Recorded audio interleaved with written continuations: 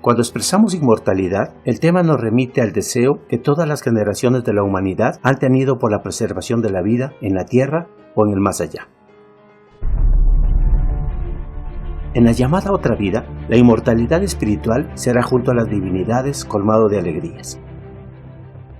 Y si hablamos de reencarnación, apareceremos entre nosotros mismos en diferente cuerpo, tal vez en otro tiempo, y por qué no, en otra reconfortante dimensión.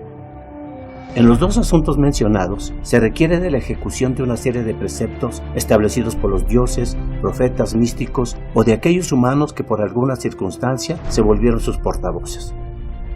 Pero se advierte en sus libros sagrados o escritos que sin el cumplimiento de estos méritos no se alcanzará la eternidad. Asimismo, inmortalidad llamamos a la existencia sin presencia física de una persona que ha dejado un legado en beneficio de sus semejantes en términos locales o de orden universal.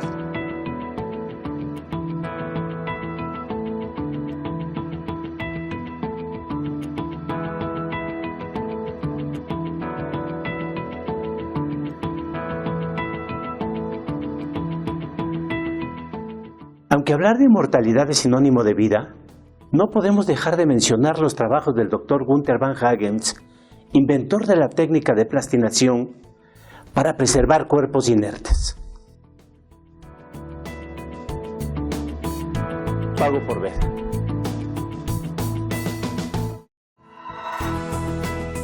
Este médico disecciona a humanos y animales y muestra hasta el más mínimo detalle de una anatomía. En Plastinarium, su laboratorio museo en Alemania, él recibe a donantes que se niegan a desaparecer. La técnica de plastinación es un método que consiste en la preservación de cuerpos, de órganos, de cuerpos humanos, cuerpos de animales, para que estos puedan ser manipulados de manera cómoda, sin peligro. Es una técnica a través de la cual se han logrado impregnar con resinas los tejidos y cuando se manipulan no hay ningún riesgo porque las resinas están precisamente polimerizadas y no representan ningún riesgo. Es un método que empieza por la fijación. Los tejidos, los órganos o los cuerpos completos tienen que ser fijados en una solución de formol. Esta solución nos permite que no haya descomposición, que los procesos de autólisis debidos a enzimas no se prolonguen, no se inicien, no se continúen. Y posterior a esto, los cuerpos tienen que pasar por un proceso de deshidratación. Como el nombre lo implica, se tiene que sacar el agua de los tejidos porque las resinas son insolubles en agua. También durante este mismo proceso, al final de la deshidratación, se tiene que usar algo de acetona porque se tiene que eliminar la grasa. Los cuerpos no es bueno, ni los órganos, no es bueno que tengan esa grasa, porque esa grasa pues finalmente también se podría plastinizar, pero no nos va a ayudar a una observación correcta de los órganos, nos va a enmascarar las formas, las relaciones anatómicas. Los trabajos del doctor Günther von Hagens pueden vislumbrarse desde muchos puntos de vista y eso depende del observador. Si el observador es un académico que tenga una formación dentro de la anatomía, pues la primera idea que le viene al pensamiento es en cuanto a la estructura del cuerpo, al funcionamiento de nuestros órganos. Y de hecho el método de plastinación es un método que ha venido a revolucionar de una manera impresionante lo que es la enseñanza de la anatomía. En el laboratorio de histología, que está en la unidad de morfología y función, nos dedicamos a hacer trabajos referentes a la histología. La histología es una disciplina de las ciencias biológicas que se aboca al estudio de los tejidos, se aboca al estudio de la estructura celular y se aboca al estudio de la organización que tienen los tejidos en los órganos. Y en este laboratorio nosotros pues trabajamos con tejidos que están fijados. Y estos tejidos, aunque están muertos, son tejidos que nos muestran muchos rasgos de cuando las células o los mismos tejidos estuvieron vivos. El método histológico es un método sumamente útil para los biólogos, para los médicos y para muchos de los profesionales que tienen que ver con las ciencias biológicas.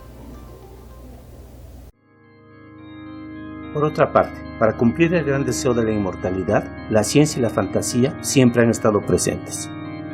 En el caso de la fantasía, la novela del escritor irlandés Oscar Wilde, El retrato de Dorian Gray, publicada en 1890, nos describe a un joven de una belleza fuera de lo normal que ha sido pintado por Basil Hallward. El muchacho, al contemplarse, descubre su hermosura y pronuncia el deseo de que el retrato envejezca y él conserve la lozanía de su rostro y una perenne juventud.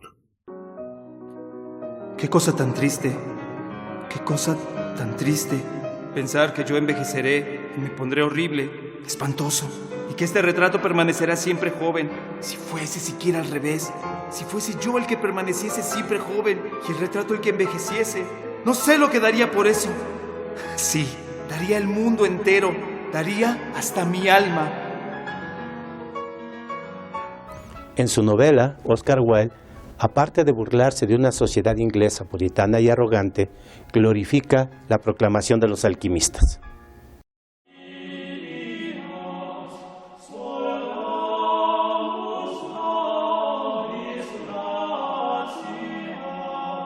El deseo de la eterna juventud, el elixir de la vida, la panacea, del griego panacos, remedio que cura todo.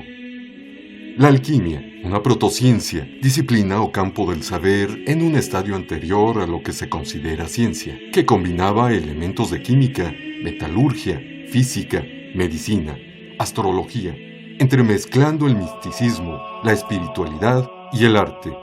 Sus seguidores buscaban por medio de la manipulación, sobre todo, de 3 sustancias, mercurio, azufre y sal, sumando el acomodo de los astros, una férrea religiosidad y el control de las diferentes intensidades del fuego para que se produjeran fusiones y disoluciones hasta la creación o encuentro de la piedra filosofal, con la cual se pudiese transmutar los metales vulgares en oro y plata.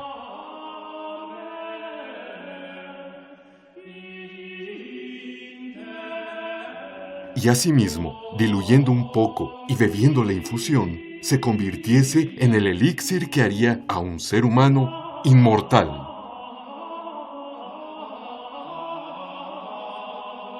La alquimia se practicó desde la antigua Mesopotamia, pasando por India, China, Egipto, Persia, Grecia, Roma y todo el mundo árabe.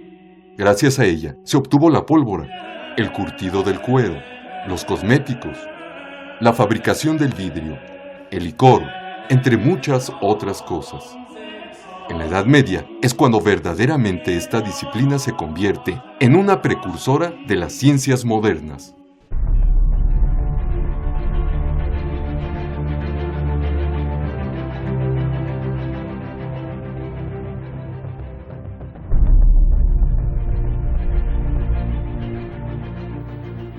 La alquimia es toda una corriente filosófica que se piensa fue de la Edad Media, pero no. Tiene sus orígenes en siglos antes de Cristo y proviene de las doctrinas herméticas de Hermes Trismegisto, que digamos tiene su origen en la religiosidad egipcia y la religiosidad griega. O sea, es la unión entre Hermes, griego, y Tot, egipcio. De hecho, el vocablo alquimia se piensa que es de origen árabe, pero ya en los estudiosos de la alquimia creen que mucho de este vocablo tiene su origen en la tierra negra de Egipto, ¿sí? en la tierra fértil del valle del Nilo o de las marismas del Nilo. Posteriormente la alquimia sí tiene su época dorada entre los siglos XV y XVII. Ahí hay varios alquimistas que digamos son los que generan las tres grandes corrientes del alquimismo. Sí, está Paracelso, profesor de la Asparagiria, que básicamente se encargaba de buscar entre los vegetales y los minerales recetas que pudieran curar y buscando la receta de la eterna juventud, ¿sí? Y de la inmortalidad. Está la escuela de Johann Goldberg en Alemania, que básicamente es el estudio de la transmutación de metales, y él, buscando esto, lo que encuentra es nuevas aleaciones de metales, y también mucho de explosivos y esto que después él los utiliza, patenta y se hace rico. Y la última corriente es la espiritual, la encabeza John Dee, y básicamente es una cuestión del estudio espiritual y de la mente del ser humano. La motivación de los alquimistas en su quehacer científico era conocer la naturaleza, pero buscaban tres cosas básicas: transmutar metales, sobre todo plomo en oro. Sí, buscaban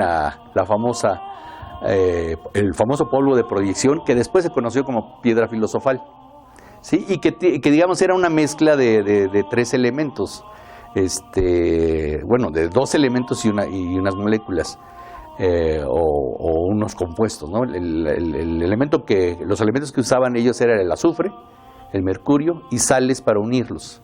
Entonces, ellos hacían miles de experimentos y al obtener una sal de color rojo, ese era el polvo de proyección que ellos usaban para provocar las transmutaciones. Nunca se probó una transmutación. De hecho, esa era su búsqueda, ¿no? Y el oro que pudieran encontrar, lo podían encontrar de varias formas. Había un oro que era potable y que ese era el elixir de la vida, ¿sí? Ese era el que ayudaba, digamos, a curar las enfermedades y a prolongar la vida, ¿sí? Que después lo retoman algunos escritores para, digamos, hacer novelas como la del retrato de Dorian Gray, que es donde, digamos, toma esa metáfora para digamos, hacer seres humanos que no mueran y que siempre estén jóvenes. Uno de los grandes alquimistas fue Paracelso, que podríamos decir que es uno de los padres de la química farmacéutica actual.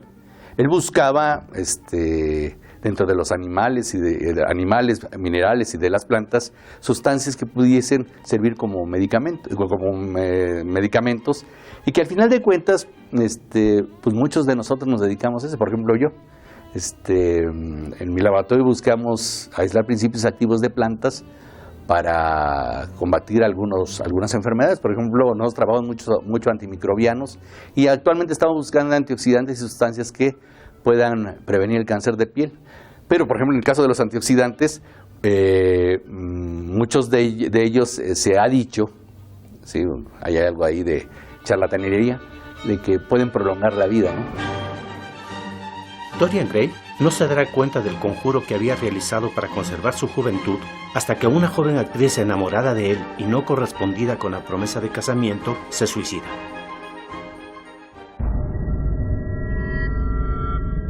El rostro del retrato ha cambiado.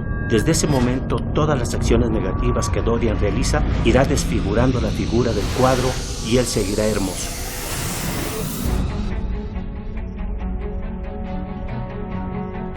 El retrato supo de la muerte de Cyril Vane antes que él mismo. como si tuviera noticias de los sucesos de la vida a medida que ocurrían. La maligna crueldad que deformaba la línea suave de la boca había aparecido en el mismo momento en que la muchacha tomaba el veneno.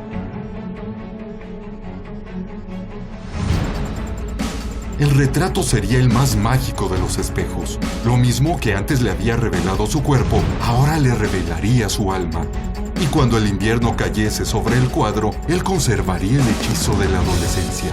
¿Qué podía importar lo que ocurriera a la imagen pintada sobre el lienzo? Él viviría sano y salvo. Eso era todo. En la actualidad, la inmortalidad tiene, de igual forma, diferentes aristas. Una desde la perspectiva biológica, que es lo que a mí me parece mucho más interesante y de lo cual, puedo platicar mucho más, es la inmortalidad del ser humano desde la preservación de los tejidos que tenemos en nuestro cuerpo. El ejemplo más concreto es La vida inmortal de Henrietta Lacks. Henrietta Lacks fue una mujer afroamericana muy pobre que en los finales de 1940 padeció de cáncer cervicouterino, una forma sumamente agresiva que conocemos como adenocarcinoma. El doctor Otto Gay tomó una pequeña porción de su tejido y la comenzó a cultivar en el laboratorio.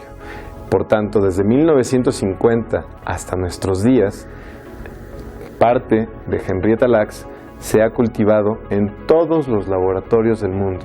En México es raro el laboratorio que no tuviera una cepa o un pequeño vial de estas células pertenecientes o que provienen de esta mujer que padeció cáncer cervicouterino y que falleció en 1950. El mecanismo molecular más estudiado para que las células puedan preservarse bajo estas condiciones de cultivo son los telómeros. Es decir, los telómeros son regiones dentro de los cromosomas, la región final, los extremos de los cromosomas. En esas regiones, que son regiones con un alto contenido de repetidos, estos repetidos, conforme la célula se divide, tiene que replicar su material genético, comienzan a acortarse. En células normales, este acortamiento sugiere la presencia o sugiere otro mecanismo que es sumamente interesante, que es la senescencia, que da paso a la muerte celular. Es decir, cuando los telómeros van acortándose paulatinamente en cada ciclo celular, la célula comienza a entrar en senescencia y a morir paulatinamente.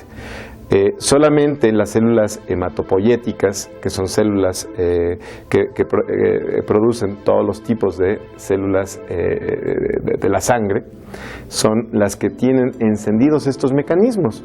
Y esos mecanismos permiten que la región telomérica se replique en cada ciclo celular. El mecanismo que mantiene, uno de los mecanismos que mantienen en proliferación inmortal a las células tumorales es la activación de la enzima conocida como telomerasa, que replica a los telómeros. En el Laboratorio de Genómica Funcional del Cáncer, ubicado aquí en la UVIMED, en la FES Iztacala, estamos interesados en diferentes aspectos moleculares del cáncer. En nuestro caso concreto, estamos interesados en distinguir qué mutaciones existen en la población mexicana, en genes específicos que pudieran estar predisponiendo de forma genética al desarrollo de cáncer en personas en riesgo. También estamos muy interesados en desarrollar marcadores moleculares que permitan pronosticar cuál va a ser la respuesta al tratamiento de un paciente. Es decir, en general, los pacientes que tienen cáncer, que son identificados en etapas localmente avanzadas, aproximadamente, sin importar el tipo de tumor, aproximadamente el 50% va a morir con el mismo tratamiento. Entonces, nuestro interés es identificar cuáles van a ser esos 50% de pacientes. En este momento tenemos un trabajo sumamente interesante de fármacos que inhiben el crecimiento de la célula tumoral, inhibiendo su metabolismo. Evidentemente utilizamos diferentes herramientas, una de ellas es la genómica, otra de ellas es el cultivo de células en el laboratorio y la clonación de genes interesantes que pudieran participar en mecanismos regulando el fenotipo tumoral. Dorian Gray hace un pacto de inmutabilidad más que de inmortalidad. Él desea no cambiar. Cualquier aspecto que te imagines, cremas, cirugías plásticas, todo va asociado, incluso en los anuncios vemos actualmente esto de cremas con células madre, ¿no?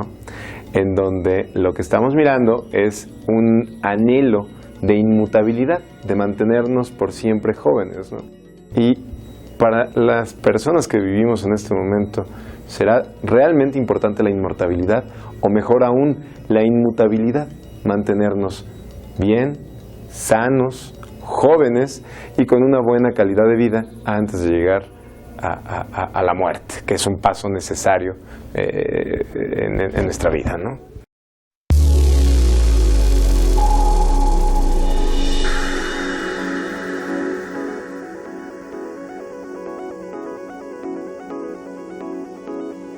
En el futuro no será necesario hacer conjuros o hechizos para que los humanos puedan permanecer sanos y bellos. La ciencia ha logrado aumentar el rango de vida.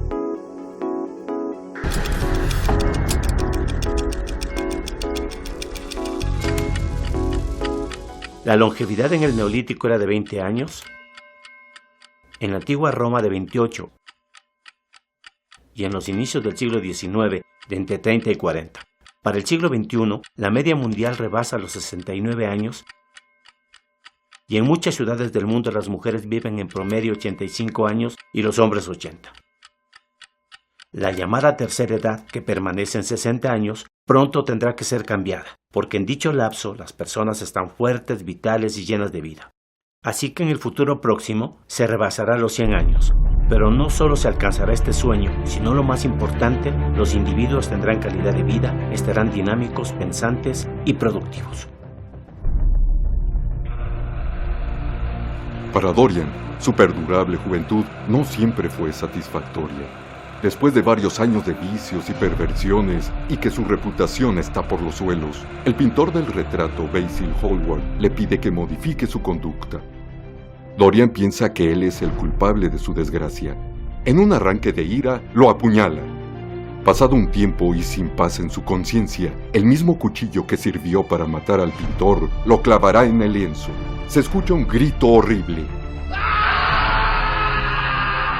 La servidumbre al entrar lo primero que distingue es una espléndida pintura de su amo como hace poco lo habían visto. En el suelo yacía un hombre arrugado, con rostro repulsivo y un cuchillo hundido en el corazón. En el mañana, la expectativa de vida saludable no nos llevará a comportarnos como él. Con la ayuda de la robótica, la ingeniería genética, la nanotecnología, la computación cuántica, dejaremos de pensar que la muerte es inevitable y que la esperanza de una vida mejor se encuentra en el más allá. Llegará el día en donde para descansar solo será necesario dormir por el número de años establecidos, luego despertar y seguir viviendo indefinidamente. En ese entonces, la humanidad habrá dado un enorme paso a la inmortalidad.